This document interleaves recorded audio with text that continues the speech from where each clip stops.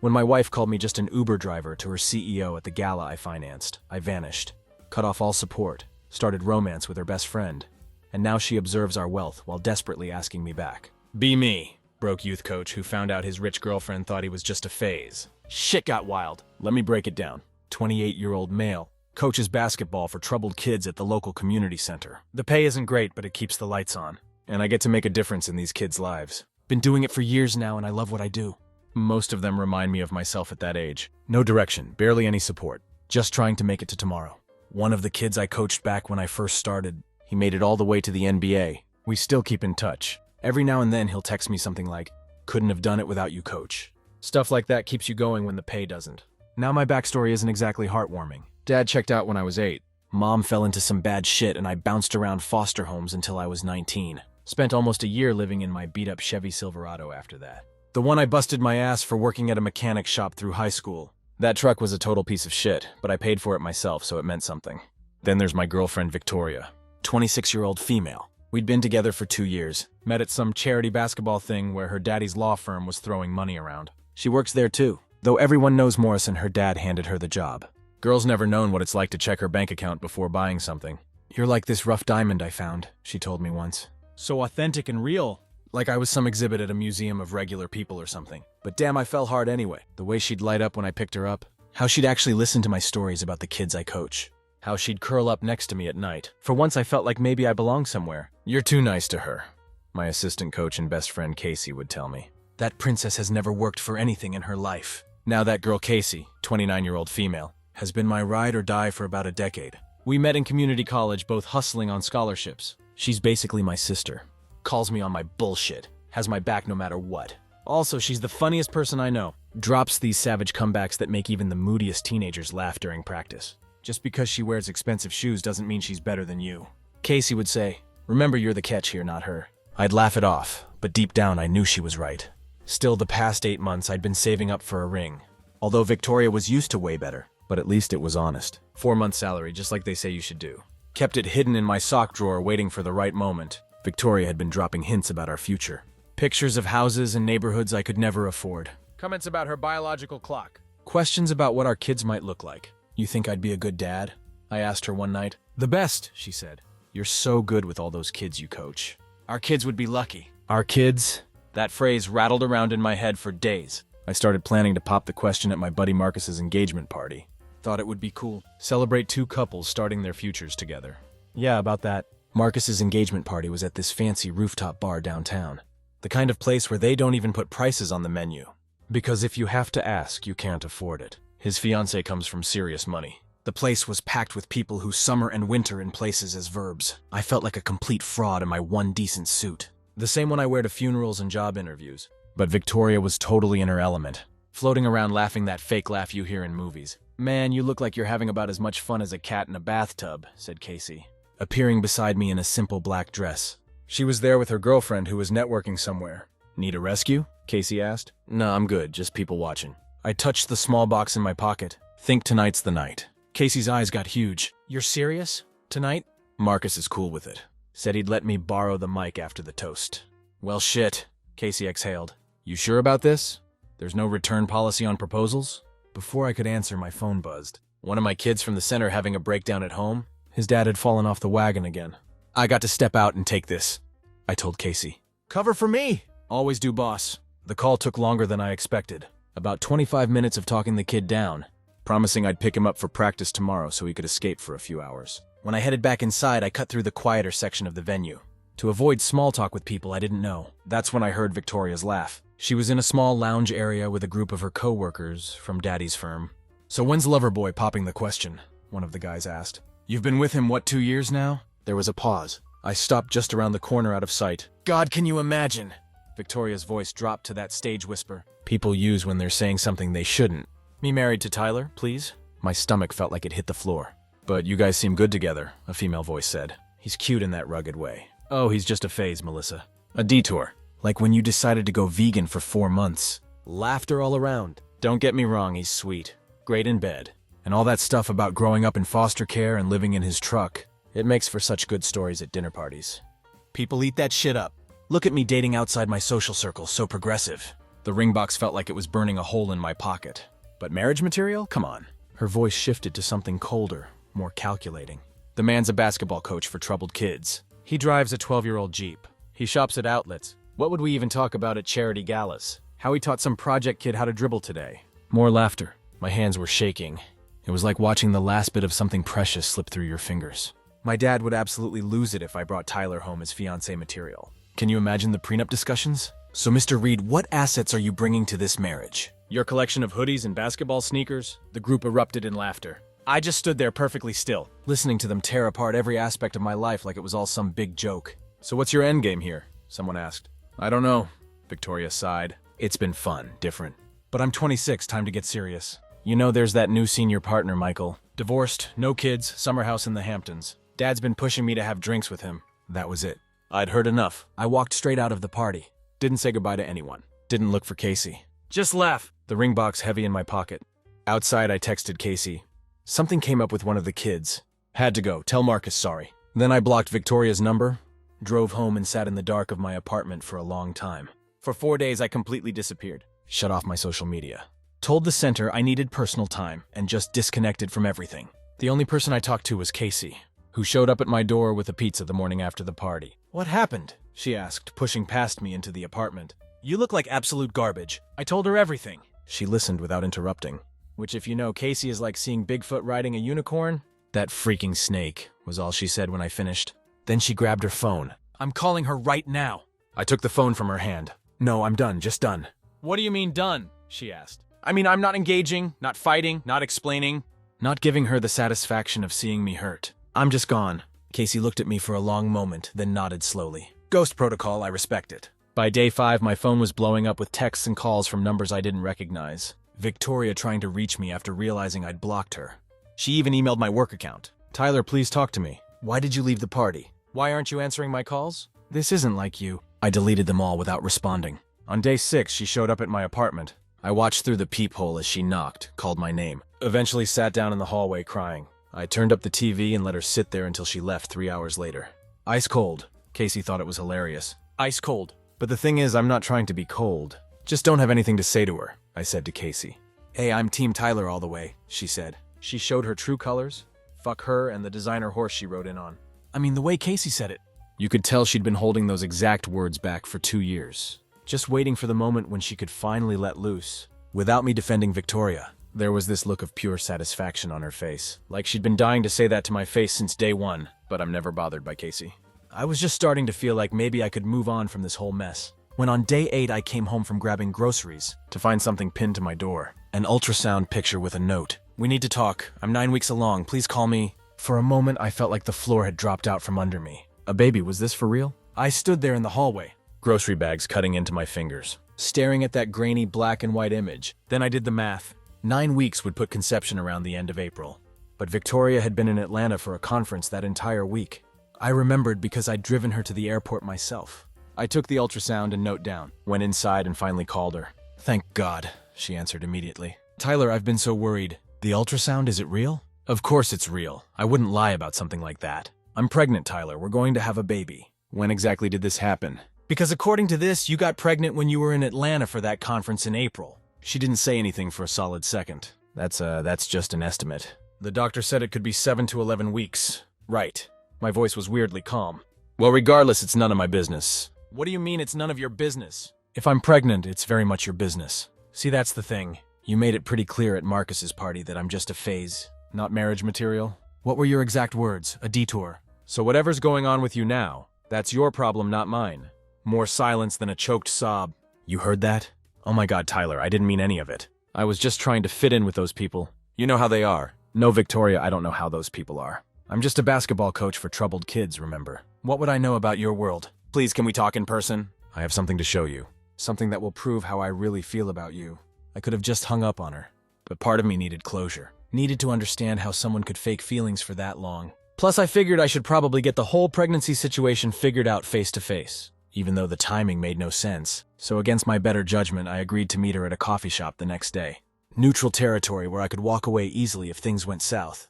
I told myself I was just going to confirm what I already knew, that whatever we had was built on lies, and then I could move on for good. Victoria was already there when I arrived. looking nothing like herself. Hair pulled back messily, minimal makeup, wearing jeans and a sweater instead of her usual designer stuff. "Thank you for coming," she said, pushing a mug toward me. "I got you black coffee, 3 sugars.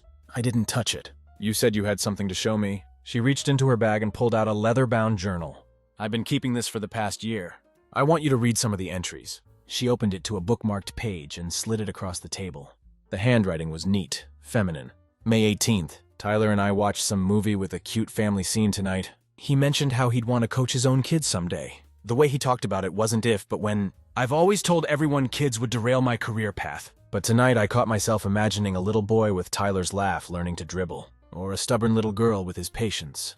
For the first time ever, the idea of being someone's mom doesn't terrify me. What is this man doing to me? Dad would lose his mind if he knew I was daydreaming about baby names instead of making partner by 36. I flipped through more pages. Entries about our dates, my work with the kids, plans for trips we might take, a future house. All written in the same handwriting. All painted a picture of someone deeply in love. "I have never shown this to anyone," Victoria said quietly. "Not my friends, not my therapist. This is the real me, Tyler, not what you heard at that party." I closed the journal and pushed it back toward her. "Why would you say those things if you didn't mean them?" "Because I'm a coward!" Her voice cracked. "Because I've spent my whole life trying to be what my father wants me to be. Because those people at the firm, their approval still matters to me, even though I hate myself for it." She wiped a tear. "What you heard was the old me, the me I'm trying not to be anymore. The journal is the real me."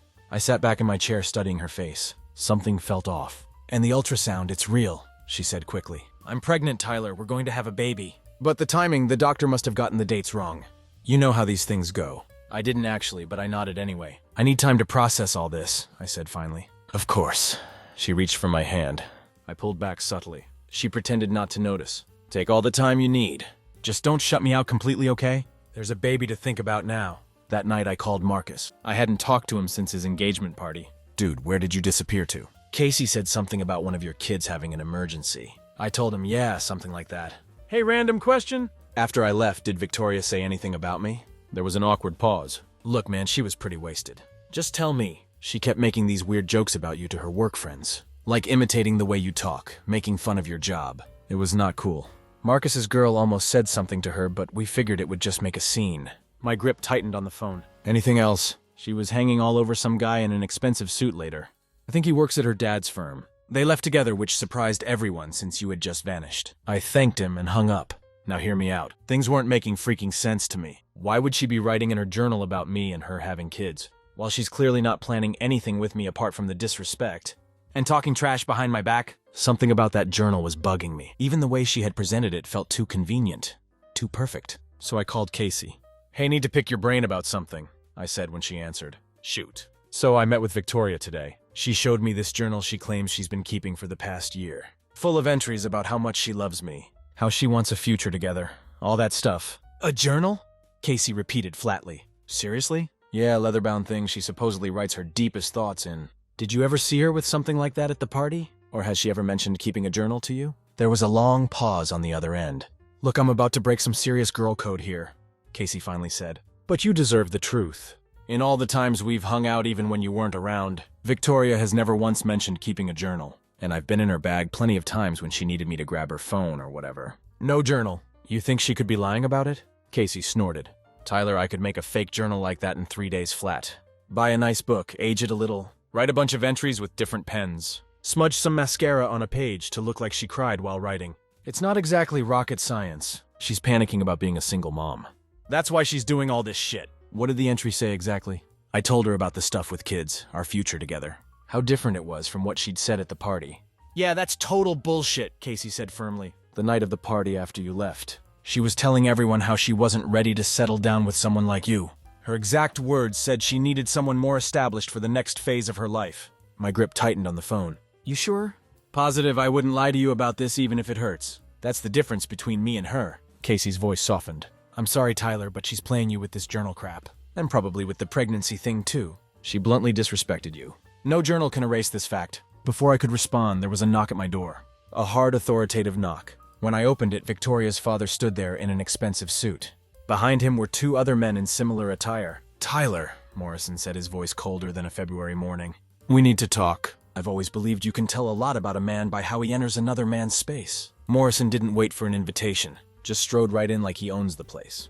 His two lawyer buddies following behind. "Nice apartment," he said, looking around my modest living room with barely concealed disgust. "Cozy. I didn't offer them seats. Didn't offer them anything. Let's skip the small talk," I said. "What do you want?" Morrison straightened his tie, a nervous tick I'd noticed whenever he was about to deliver what he thought was a power move. "I learned that my daughter is pregnant with your child. I'm here to discuss how we're going to handle this situation."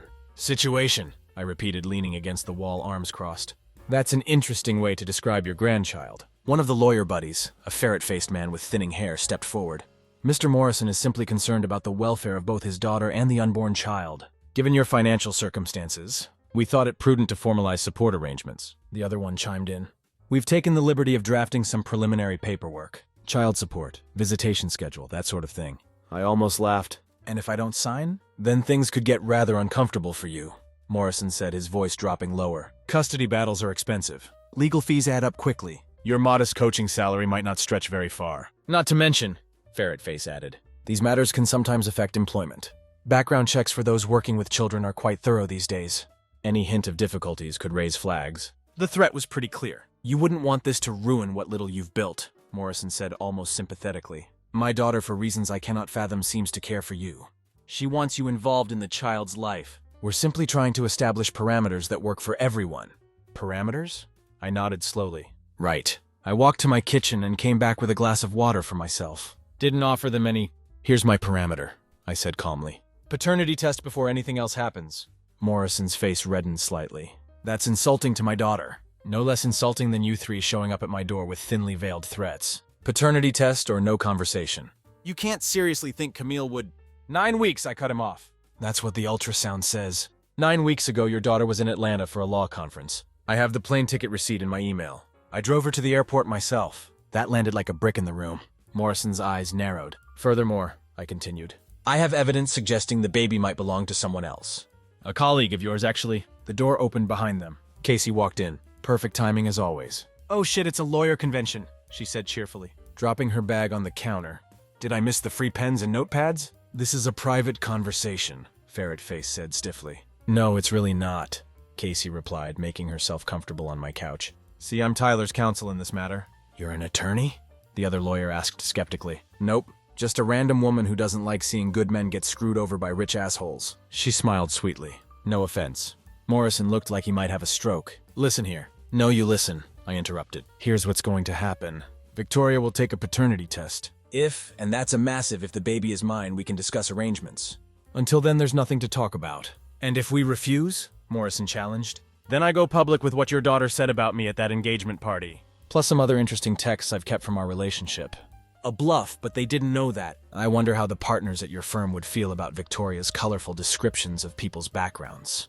Pretty discriminatory stuff. Not a great look for a law firm in this day and age." Morrison's jaw clenched. Lawyer number 2 whispered something in his ear. "Fine," Morrison finally said. "A paternity test, but discreetly at our family doctor's office." "Absolutely not," Casey jumped in. "Independent lab, separate appointments, unless you guys want to fabricate results too." I shot her a look, but she just shrugged unapologetically. "Independent lab is fine," I agreed. "Tomorrow." As they filed out, Morrison turned back. "If you are the father, Tyler, make no mistake, you will do right by my daughter." After they left, Casey let out a low whistle. Man, I wish I'd recorded that. "You were so calm I could practically see the ice in your veins." "Just playing the long game," I said, suddenly exhausted. "Always have." The paternity test came back exactly as I expected. 0% chance I was the father of Victoria's baby. I was sitting on my couch when the email notification came through, just stared at the results for a while, feeling weirdly empty rather than victorious. 2 years of my life with someone who saw me as a novelty. A phase, a stepping stone to whatever she really wanted. That day Morrison called me. "I'd like to meet," he said without any intro. His voice sounded different, tired. "Alone, no lawyers, no Victoria." We met at a park downtown. Morrison looked older than I remembered, the lines in his face deeper. "Victoria confirmed it," he said, sitting on the bench beside me. "The father is a man named Nathan Peterson. Junior partner at the firm. They had a liaison after your friend's engagement party." I almost laughed. "Funny," I said. "She called him a senior partner at the party. Guess even her lies come with a job title upgrade." "I owe you an apology, Tyler." Morrison continued surprising me. "I came into your home and threatened you based on my daughter's lie. That was wrong of me." "Yes, it was." "In my defense, I believed her." "She's my daughter." He rubbed his temples, though at the moment I'm finding that hard to remember. What happens now? I asked, not because I cared about their family drama, but because I wanted closure. Nathan has been asked to resign. The firm can't afford the scandal. Morrison sighed heavily. As for Victoria, she'll have support, financial and otherwise. But there will be consequences for her actions. We sat in silence for a moment watching the basketball game. You know, Morrison said finally, I never understood what she saw in you. No offense. None taken. But seeing how you've handled this situation with dignity, with restraint, I think perhaps I was the one who misunderstood. He extended his hand. I truly am sorry for the part I played in this mess. I shook his hand briefly. Take care of your daughter Morrison and your grandkid. That's what matters now. And what will you do? I stood up, move on, live my life. And I did. That was just 7 weeks ago. The fallout for Victoria was swift and brutal. According to Marcus, who's still tight with his girlfriend's cousin who works at the firm, Morrison didn't just ask Nathan to resign. He completely cut Victoria off too. Apparently, the paternity test fiasco was the last straw after years of cleaning up her messes. The firm had already been dealing with some PR issues, and Morrison couldn't risk his daughter's drama becoming public knowledge. Dude, she got evicted from her fancy downtown apartment, Marcus told me over beers last weekend. Morrison froze all her accounts, took back her car, said she needed to experience consequences for once in her life. Word around town is she had to move in with her mom's sister in that rundown part of the city. The one Morrison always looked down on? Poetic justice, I guess. Her Instagram went dark right after everything went down. No more carefully filtered photos or inspirational quotes about living your truth. And that dude Nathan didn't just leave town. He got blackballed from every decent law firm in the state. Morrison made sure of that. Turns out the senior partner's loyalty was to the firm, not to Victoria's flavor of the month junior associate. Nathan's now working some entry-level corporate gig in Tulsa, sending child support checks that barely cover diapers. As for me, I didn't wait around to see how the dust settled. I took that ring money and put a down payment on a small commercial space near the community center. Casey and I opened our own youth basketball academy just 4 weeks ago. Things started moving fast after that. Remember that kid I helped a few years back? That kid who made it to the NBA? He heard about what I was doing and reached out. Wanted to sponsor the academy, put his name behind it. Suddenly, we had legitimate funding, equipment donations, and media attention. You know what I like about you, Reed? Casey said yesterday, as we were hanging the sign above our front door. You never get mad, you get better. I've been thinking about that a lot. How sometimes the worst things that happen to us can push us in directions we never would have gone otherwise. The day after our grand opening, I treated myself to something I'd been eyeing for years. A brand new Jeep Wrangler. Midnight blue, nothing too flashy but reliable. Mine, paid in full, no financing. First new car I've ever owned. After years of driving beaters and worrying about breakdowns, it felt surreal to have that new car smell and a warranty. We ran into Victoria last week at the grocery store. It was bound to happen eventually. Small city. She looked different. The baby was strapped to her chest in one of those carrier things. I pulled into the parking spot right next to her beat-up Honda, the kind of car she used to mock people for driving. The irony wasn't lost on me as I stepped out of my brand new Jeep. Her eyes widened slightly, taking in the vehicle. Then me in my Academy-branded polo and decent jeans. She tried to talk to me. Started with some sob story about how her father had abandoned her, how nobody would hire her because of her last name and the rumors, how she was struggling to make rent on her waitressing tips. I just nodded, said, "That's tough," and walked away. Not out of cruelty, but because there was nothing left to say. "Cold as ice, Reed," Casey said as we loaded groceries into my Jeep. "You didn't even flinch." "Not cold," I corrected her. "Just done." Later, as we were setting up for the next day's practice, Casey asked, "Ever think about what might have happened if you hadn't overheard her that night?" I considered it for a moment, sometimes. But then I remembered that the truth always comes out eventually. Better to know who people really are sooner rather than later. "Look at you all wise and shit," she laughed. "Next, you'll be growing a beard and sitting cross-legged on a mountain." "Nah," I grinned. "Just a guy who finally figured out where he belongs." Morrison called me yesterday. Wanted to meet for coffee. Said he had a business proposition. I agreed mostly out of curiosity. "I've been watching what you're doing with this academy," he said, looking uncomfortable in the kind of coffee shop he'd normally never set foot in. "It's impressive." "Thanks. I'd like to establish a scholarship fund for underprivileged youth through your program." He slid a check across the table. The amount made my eyes widen. "No strings attached." "Why?" I asked, not touching the check. "Let's just say I'm reevaluating some priorities," he replied, looking older than I remembered, and recognizing value where I previously missed it. I took the check. Not for me, but for the kids. Word got around town quickly about what happened with Victoria and her dad. Not from me, I never said a word about it publicly. But gossip travels fast. Some of the parents from those same wealthy neighborhoods started sending their kids to our academy. Turns out even rich folks can appreciate someone who stands their ground with integrity.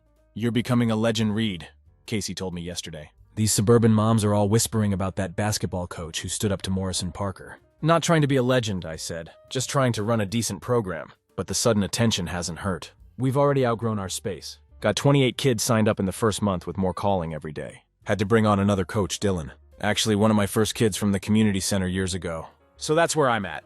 Building something that matters. Surrounded by good people who get it. No drama, no bullshit. Just honest work and real connections.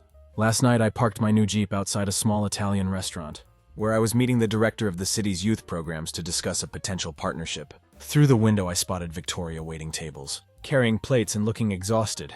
Our eyes met briefly. I gave her a small nod, not gloating, just acknowledging. She quickly looked away and disappeared into the kitchen. The thing is, I'm not happy about her downfall. I didn't need her to crash and burn to feel good about myself. But there's a certain symmetry to it all. How quickly our positions reversed. She's struggling to rebuild from nothing, which is something I've had to do my entire life. The difference is I never looked down on anyone while I was doing it. Do I still think about Victoria sometimes? Sure.